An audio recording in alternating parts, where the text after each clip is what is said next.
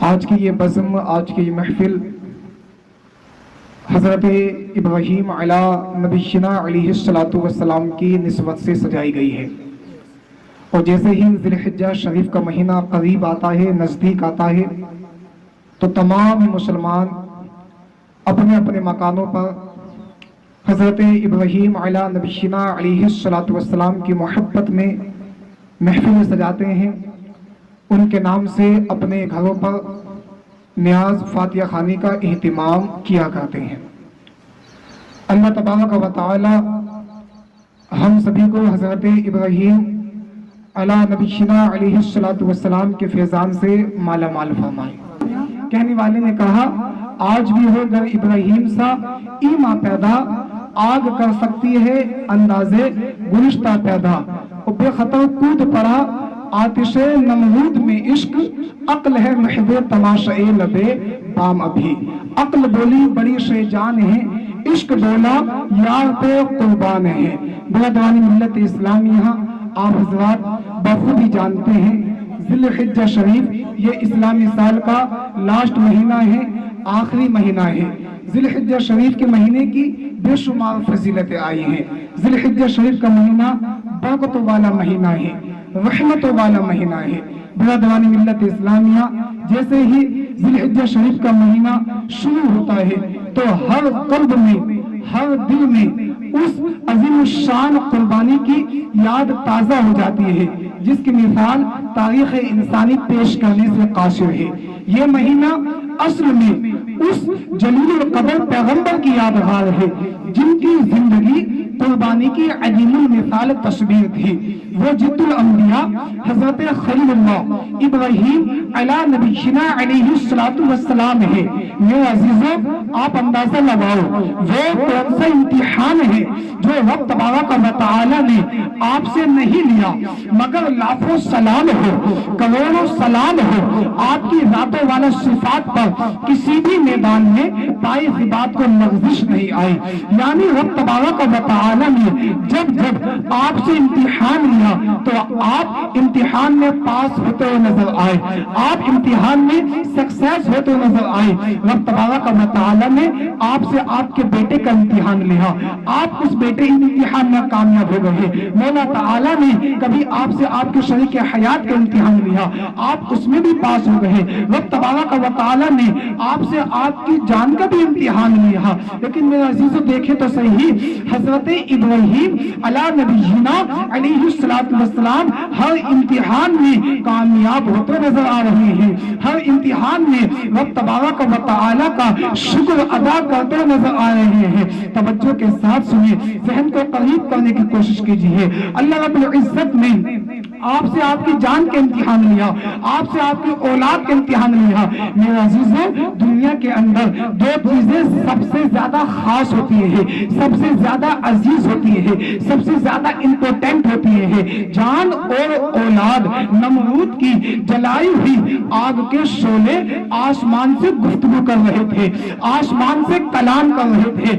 آپ دیکھیں تو صحیح، ادھر حضرت ابراہیم علی نبینا علیہ السلام کو آگ میں ڈالنے کی تیاریاں کی جا رہی تھی، یعنی منجنیق کے ذریعے آگ کو آگ میں پھینکنے کی کوششیں کی جا رہی تھی۔ منجنیق جو ہوتی ہے ایک غلیل کی طرح ہوتی ہے، جس طرح سے غلیل کے اندر جب گلہ داخل کیا جاتا ہے پھر اس کو چھوڑا جاتا ہے تو کافی دور جا کر گرا کرتا ہے، اسی طریقے سے منجنیق کے ذریعے حضرت ابراہیم علی نبینا علیہ السلام کو منجنیق میں رکھ کر آگ میں ڈالنے کی کوشش کی جا رہی تھی۔ کفر خوش تھا کہ آج کے بعد کوئی ہمارے معبودوں کو کچھ نہیں کہہ سکتا ہے، اب مخالفت ہمیشہ کے لیے ختم ہو جائے گی، مخالف جو ہے ہمیشہ کے لیے مٹایا جا رہا ہے، مخالف کو ہمیشہ کے لیے ختم کیا جا رہا ہے۔ جناب ادھر تو لوگ خوشی منا رہے ہیں، ادھر حضرت جبرائیل امین حاضر ہوتے ہیں اور عرض کرتے ہیں، اے اللہ کے پیارے خلیل، کوئی حکم کوئی حاجت؟ تو آپ نے فرمایا اما الیک فلا، تیرے ساتھ کوئی حکم نہیں، تیرے ساتھ کوئی حاجت نہیں۔ حضرت جبرائیل امین عرض کرتے ہیں تو آپ اللہ کی بارگاہ میں دعا کیجئے، اللہ تبارک و تعالی کی بارگاہ میں دعا کیجئے۔ آپ نے کہا جانتا ہے وہ میرا رب جلیل آگ میں پڑتا ہے اب اس کا خلیل، اس سے کیوں کہوں؟ کیا وہ سمیع اور بصیر نہیں ہے؟ کیا وہ سننے والا اور جاننے والا نہیں ہے؟ اے لوگوں، یہاں ایک بات عقل محض نے کہی، ابراہیم جان بڑی عزیز ہوتی ہے، جان بڑی قیمتی ہوتی ہے، عقل بولی بڑی شے جان ہے، اور عشق بولا یار پہ قربان ہے۔ اور اقبال یوں فرماتے ہیں بے خطر کود پڑا آتش نمرود میں عشق، عقل ہے محو تماشے لبے بام ابھی۔ میرے عزیزوں، جب کسی سے سچی محبت ہو جاتی ہے تو پھر یہ نہیں دیکھا جاتا ہے کہ جناب جان جا رہی ہے، مال جا رہا ہے، دولت جا رہی ہے۔ میرے عزیزوں یاد رکھو، اس لیے اقبال نے کہا تھا کہ بے خطر کود پڑا آتش نمرود میں عشق، عقل ہے محو تماشے لبے بام ابھی۔ عقل ابھی تماشا ہی دیکھ رہی تھی، عشق میں چھلانگ لگا دی۔ اللہ تبارک و تعالی نے آگ کو حکم دیا یا ناری کونی باردن وسلام علی ابراہیم، اے آگ تو میرے ابراہیم پر ٹھنڈی ہو جا، سلامتی والی ہو جا۔ تو برادران ملت اسلامیہ، آپ سے آپ کی جان کے امتحان لیا گیا، آپ اس میں بھی پاس ہوتے نظر آئے۔ اب جان کے بعد اولاد کا مقام آتا ہے، بے آب و گیا پہاڑوں کا سلسلہ دور دور تک چلا گیا، سبز کا نام و نشان تک نہیں۔ اب حضرت ابراہیم علیہ السلام اپنے بیٹے حضرت اسماعیل علیہ السلام کو جو ابھی اپنی والدہ کی گود میں ہیں، آپ کی والدہ حضرت حاجرہ سمیت ایک ایسی وادی میں چھوڑنے کے لیے جا رہے ہیں، ایک ایسے تنہا جنگل میں چھوڑنے کے لیے جا رہے ہیں جہاں ہریالی بھی نہیں ہے، جہاں کھیتی بھی نہیں ہے، جہاں جناب کھانے کے لیے پھل بھی نہیں ہے، جہاں پینے کے لیے پانی بھی موجود نہیں ہے۔ اب حضرت حاجرہ عرض کرتی ہے حضور یہ کس بات کی سزا ہے، یہ کس جرم کی سزا ہے جو آپ ہمیں اس تنہا وادی میں چھوڑ کر جا رہے ہیں، اس بیابان جنگل میں چھوڑ کر جا رہے ہیں، آپ خاموش رہتے ہیں۔ حضرت حاجرہ عرض کرتی ہے حضور کیا یہ اللہ تبارک و تعالی کا حکم ہے؟ آپ نے فرمایا ہاں۔ جب حضرت حاجرہ نے اتنا سنا تو آپ نے کہا اگر یہ رب تبارک و تعالی کا حکم ہے اب ہمیں کوئی ٹینشن نہیں، اب ہمیں کوئی فکر نہیں ہے، ہمیں ہمارا رب تنہا نہیں چھوڑ سکتا ہے۔ برادران ملت اسلامیہ، حضرت ابراہیم علیہ نبینا علیہ السلام اپنی بیوی اور اپنے بیٹے کو تنہا جنگل میں چھوڑ کر آ رہے ہیں۔ آپ نے پیچھے مڑ کر دیکھا اور آسمان کی طرف دیکھتے ہیں، اللہ تبارک و تعالی کی بارگاہ میں دعا کرتے ہیں ربنا انی اسکنت من ذریتی بواد غیر ذی زرع عند بیتک المحرم ربنا لیقیموا الصلاة فاجعل أفئدة من الناس تهوی الیہم وارزقهم من الثمرات لعلهم یشکرون۔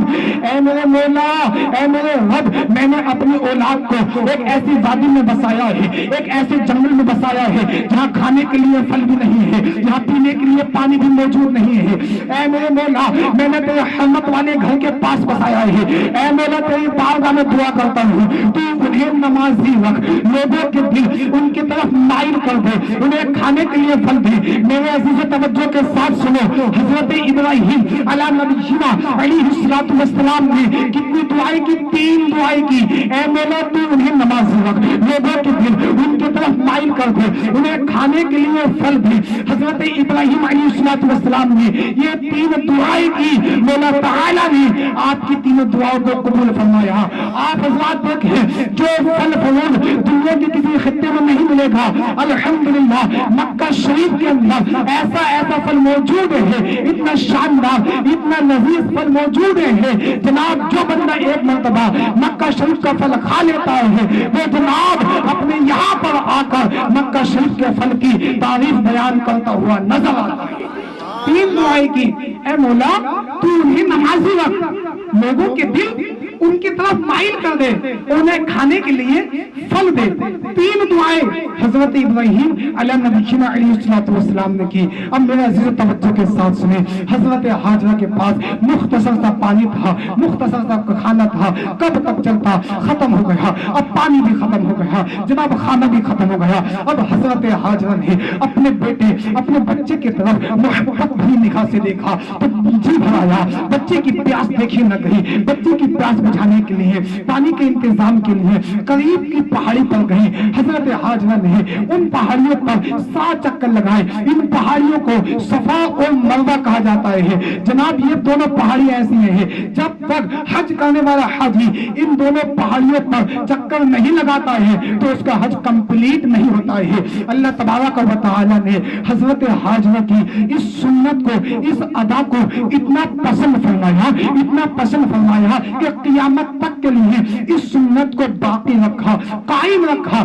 اللہ رب العزت ارشاد فرماتا ہے ان الصفا والمروہ من شعائر اللہ فمن حج البیت او اعتمر فلا جناح علیہ ان یطوف بہما ومن تطوع خیرا فان اللہ شاکر علیم۔ شعائر اللہ، اللہ کی نشانیاں اور ان کے تعظیم۔ دوسری آیت کریمہ میں ارشاد ہوتا ہے ومن يعظم شعائر اللہ فانها من تقوى القلوب، جن کے دلوں میں اللہ کا خوف ہے، جو اللہ کی نشانیوں کی تعظیم کرتے ہیں۔ تو برادران ملت اسلامیہ، صفا اور مروہ یہ دونوں پہاڑیاں ایسی ہیں، جب تک حاجی ان دونوں پہاڑیوں پر چکر نہ لگائے گا اس کا حج کمپلیٹ نہیں ہو سکتا ہے۔ تو حضرت حاجرہ نے 7 چکر لگائے۔ کتنے چکر لگائے؟ 7 چکر لگائے۔ جب لاسٹ دفعہ حضرت حاجرہ بچے کے پاس آتی ہیں تو کیا دیکھتی ہیں کہ جہاں پر بچے کی ایڑیاں ہیں وہاں پر صاف و شفاف چشمہ جاری ہو چکا ہے۔ سبحان اللہ۔ جب حضرت حاجرہ نے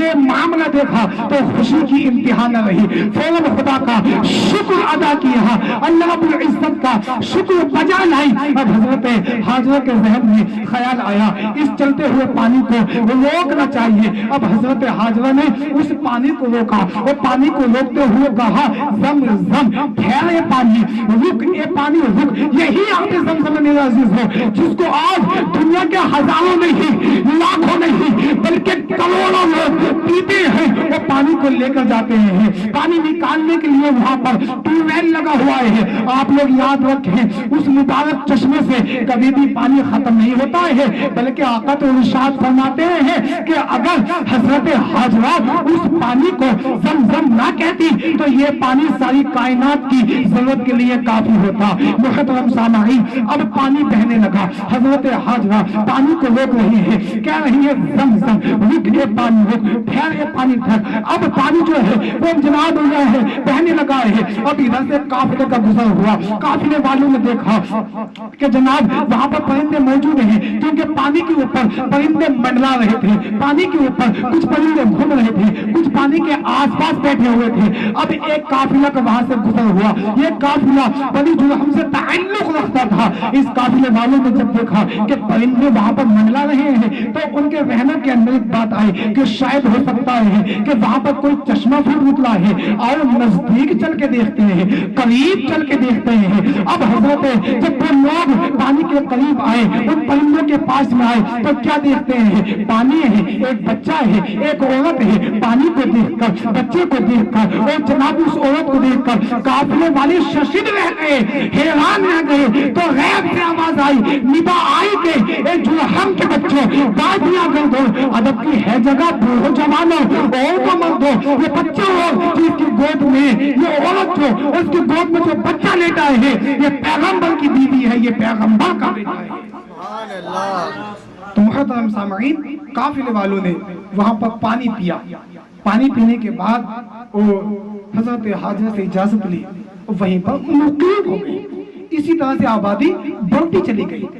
اب آپ حضرت دیکھا الحمدللہ مکہ شریف کے اندر کس قدر آبادی ہے۔